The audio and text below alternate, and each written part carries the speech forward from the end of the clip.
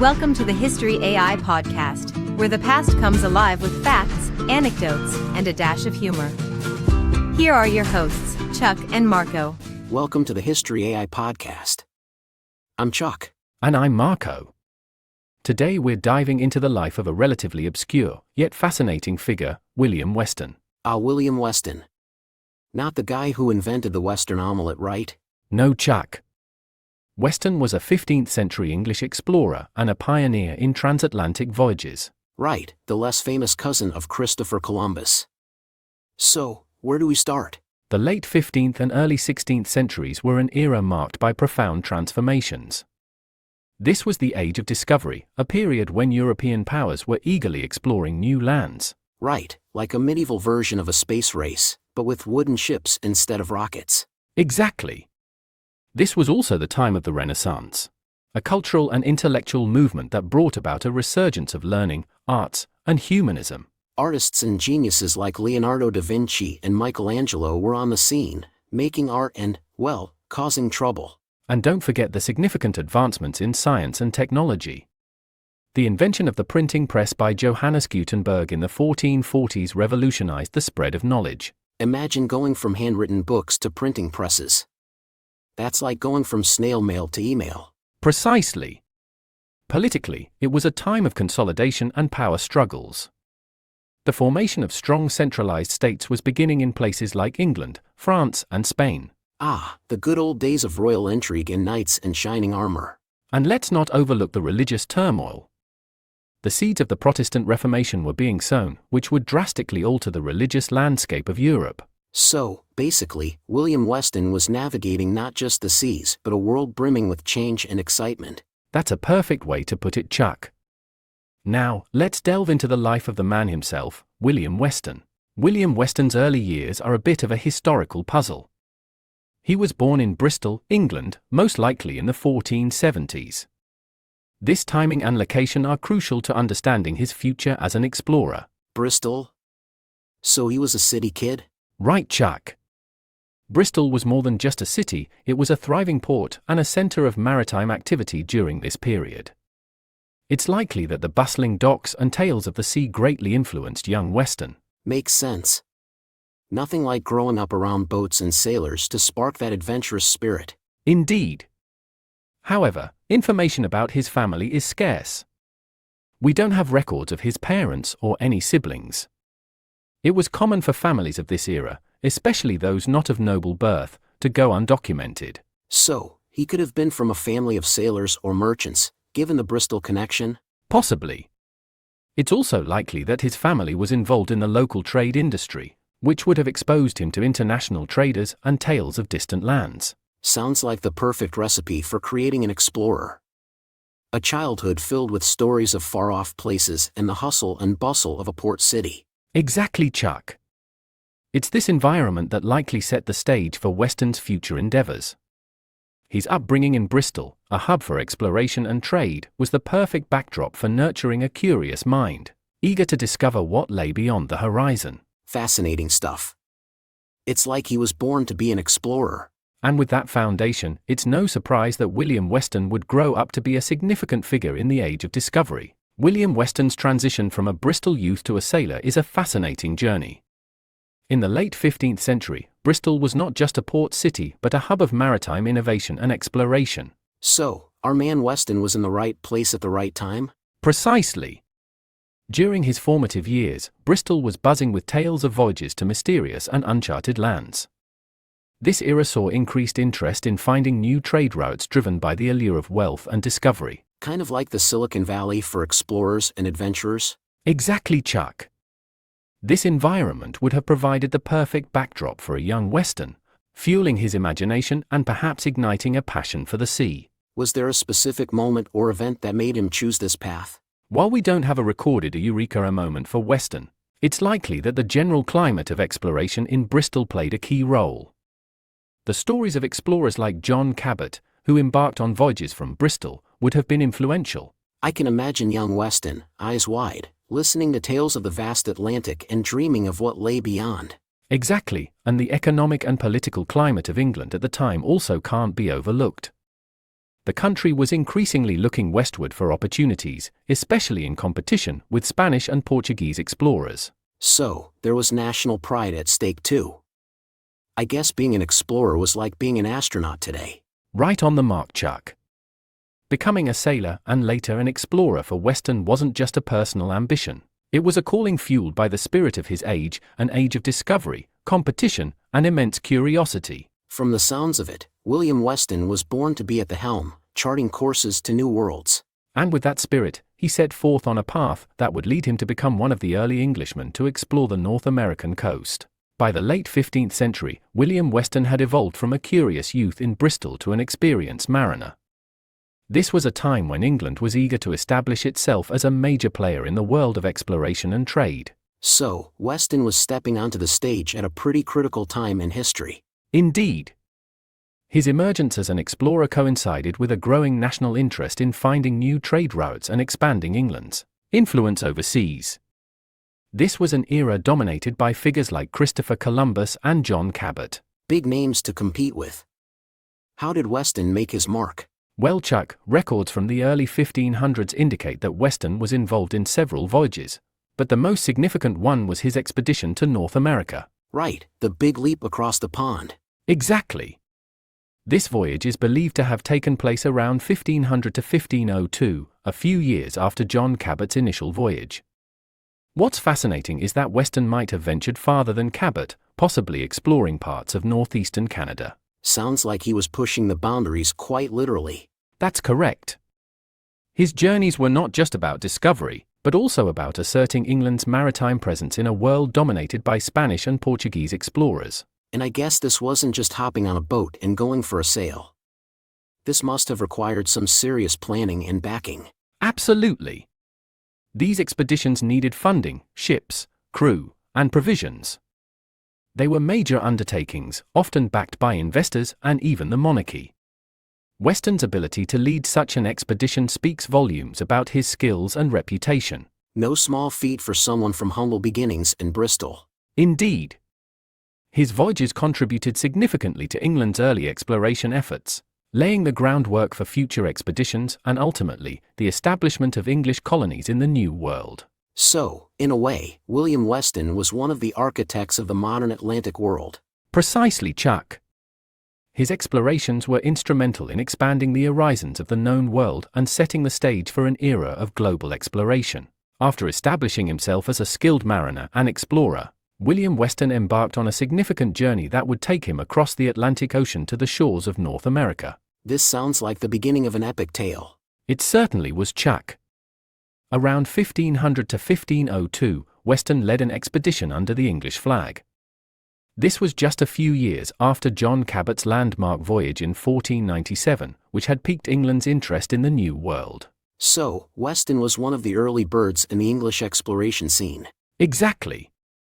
His voyage is of particular interest because it represents one of the earliest English attempts to explore and potentially colonize the New World. Where exactly did he go? Do we have a map with an X marks the spot? Not quite an X, but it's believed that Weston reached the coasts of what is now northeastern Canada. Some historians suggest he may have explored areas of Newfoundland and possibly further south along the coast. That's pretty far north. Not your typical tropical getaway. Indeed, it was a challenging environment. The North Atlantic is notorious for its harsh weather, and navigating these waters would have required considerable skill and bravery. What was he looking for out there? Treasure? Spices? Uncharted golf courses? More likely, he was seeking new trade routes and resources. The cod fisheries off Newfoundland were particularly valuable. These waters teemed with fish, which were a prized commodity in Europe. Fish, the gold of the sea. Precisely. Moreover, establishing a foothold in North America was crucial for England's aspirations to compete with Spanish and Portuguese dominance overseas. So, Weston's voyage was part exploration, part business venture, and part national strategy. Exactly. His journey, while not as celebrated as some, was a key chapter in the story of English exploration. It set the stage for further voyages and eventually the colonization of the Americas. An unsung hero of the high seas. Truly.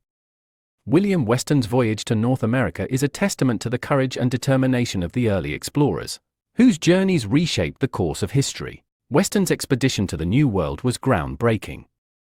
Though overshadowed by more famous explorers, his accomplishments were no less important. What kind of discoveries are we talking about? First and foremost, Weston's journey helped map previously uncharted areas of the northeastern coast of North America. This was crucial for future navigation and exploration. So, he was kind of like the GPS of his time? In a way, yes. His explorations provided valuable insights into the geography, climate, and potential resources of these regions. Resources? Like gold and spices? More like fish and furs, Chuck. The cod fisheries off Newfoundland were especially valuable. Weston's reports of these rich fishing grounds spurred further interest in the region, eventually leading to the establishment of seasonal fishing outposts by European fishermen. Fishermen following in the wake of explorers. Interesting. Indeed. But it wasn't just about resources.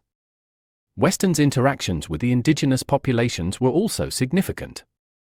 While details are scarce, these early contacts laid the groundwork for future relations, both positive and negative, between Europeans and Native Americans. That's a crucial point.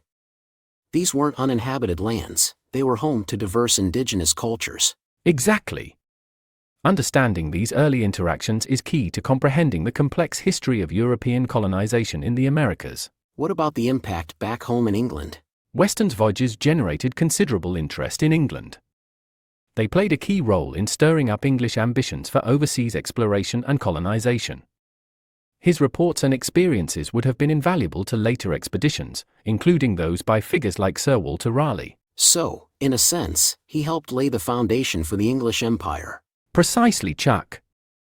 Weston's achievements, though not as celebrated as others, were fundamental in the early stages of England's maritime exploration and expansion. William Weston, an unsung pioneer of the Age of Discovery. That's right. His contributions to the exploration and understanding of the New World are a testament to the spirit of adventure and curiosity that defined his era. Despite his significant contributions to maritime exploration, the details surrounding the end of William Weston's life are shrouded in mystery. So, what do we know about his final days? Very little, I'm afraid.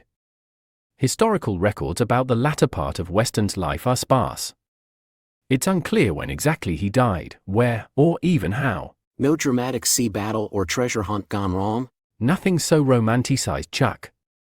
One possibility is that he returned to England and lived out his days in relative obscurity, a common fate for many explorers once their seafaring days were over. A quiet end for a man who led such a daring life. Indeed. Another theory suggests he may have perished during one of his voyages. The perils of sea travel were numerous: storms, shipwrecks, diseases. Any of these could have claimed Weston's life. The sea gives, and the sea takes away. Precisely. Additionally, the political and economic climate in England was changing. The early 16th century saw shifts in focus and priorities. It's possible that Weston, like many explorers of his time, simply faded from the spotlight as new figures emerged. So no grand finale, just a slow retreat into the shadows of history. It seems so. This lack of information about his death only adds to the enigma of William Weston. His life, so impactful in the realm of exploration, ends not with a bang but a whisper. There's something poetic about that, isn't there? A man who charted unknown waters, leaving us with one final mystery. Indeed, Chuck. William Weston's mysterious demise leaves us pondering the fragility and transience of fame and achievement. While William Weston may not be a household name, his contributions to maritime exploration and the Age of Discovery have had a lasting impact. He's like the unsung hero of exploration. Exactly, Chuck. One of Weston's most enduring legacies is his role in pioneering English exploration of North America. His voyages helped lay the groundwork for future English claims and colonization efforts in the New World. So, he was a trailblazer for the big names that followed. Precisely. Weston's explorations contributed to England's growing knowledge of the Atlantic and the Americas. This knowledge was crucial for later voyages, including those of Henry Hudson and Sir Francis Drake. So in a way, he helped map the path for these famous explorers. Indeed. Furthermore, Weston's voyages underscored the potential of the New World's resources. His reports on the rich fishing grounds and the possibility of trade routes inspired subsequent English ventures. like setting the stage for England's future as a maritime power. That's right. His expeditions also had cultural and historical significance. They represent an early chapter in the complex and often tumultuous relationship between Europe and the indigenous peoples of the Americas. A relationship that's still being explored and understood today. Absolutely. In a broader sense, Weston's life and voyages reflect the spirit of an era marked by curiosity, ambition, and the relentless pursuit of the unknown. A true embodiment of the age of discovery. Indeed. While William Weston may not have achieved the fame of some of his contemporaries, his contributions to the tapestry of exploration and the expansion of the known world are undeniable. William Weston, a man who sailed into history and left a wake that still ripples through time. Well said, Chuck. His story reminds us that history is filled with figures who, though not always remembered, played crucial roles in shaping the world we know today. What a journey we've had today, uncovering the life of William Weston. Absolutely, Chuck. It reminds us that history is full of unsung heroes. And bad jokes, apparently. True. Thank you, listeners, for joining us on the History AI podcast. Don't forget to subscribe, rate, and share our podcast. It helps us bring more forgotten tales to life. Until next time, keep exploring. And keep laughing.